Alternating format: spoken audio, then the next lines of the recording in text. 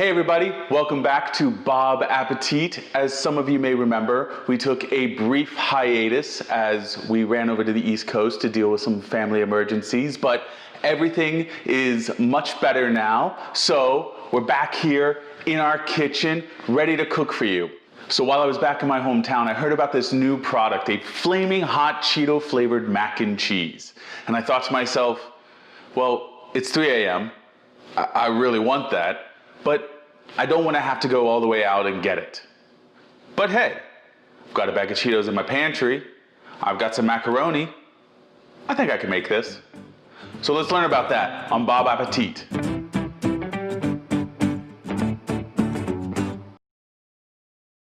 So to make this a proper flaming hot Cheetos flavored mac and cheese, we have to use, well, flaming hot Cheetos. We could try to read the back of this and reverse engineer our own flaming hot seasoning mix. Is that onion powder, salt, sugar, red 40 Lake? What's red 40 Lake? Or we can just turn this into a fine powder and use it as our own seasoning mix itself. So what we're gonna do is dump about half the bag, 4.5 to 5 ounces of Cheetos, in there, and then blend it into a fine mist until we have 1.5 cups of seasoning. Make sure you have your lid on tightly. You do not want to smoke bomb your house with flaming hot Cheeto mix. It's not pretty. After blending this for 30 seconds to a minute on low, you'll have yourself your own homemade flaming hot Cheetos seasoning. So now that we've got everything set up and our Cheetos pulverized, let's get to making the sauce. So what we're gonna do is we're gonna take a Dutch oven or a large saucepan and we're gonna put it on medium heat. We're gonna add a mixture of 1.5 cups of whole milk and 1/2 cup of heavy cream to our pan. Now, some of you might be asking, Bob, why aren't you building a roux first? Well, we don't need to. A roux's purpose is to thicken up the sauce so that when you add the cheese and then build the macaroni and cheese, what you get is a nice, thick, heavy slice of mac and cheese once it's baked. But because of the ingredients inside of the pulverized Cheetos, we already have a thickening agent. So we don't need to build a roux. We can just mix in our pulverized Cheetos.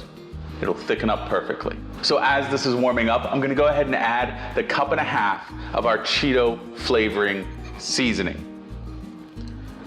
So using a whisk, just stir it in. This has got a really pretty color. After about 2 minutes of heating up over the medium heat, we're gonna go ahead and add in our cheeses. So for this, to get that extra Cheeto-y, cheesy flavor, I've got a 1.5 cups of cheddar cheese that I'm gonna pour in. Do about 1/2 cup at a time and mix it in. It's stuck. I've also got about 1/2 cup of Fontina cheese to add just a little bit of extra creaminess to this. So mix this in, get it all together until well incorporated. So now we're gonna turn the heat off and we're gonna add our pasta. For this, I'm gonna be using shells instead of macaroni because it's what I had in my pantry, but feel free to use whatever you want. Just make sure that when you cook it, you do it a minute shy of al dente. And then we're just gonna mix all of that in together. Make sure to get everything coated.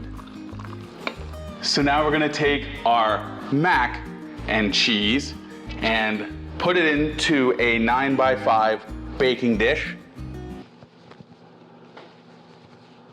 All right, it's extra cheesy. We're gonna spoon it in instead. Once you get your mac and cheese in there, just flatten it out. So now that we've got our mac and cheese in our baking dish, we're gonna take a 1/4 cup of panko breadcrumbs and 1/2 cup of crushed flaming hot Cheetos to give us that extra flaming hot, crunchy taste.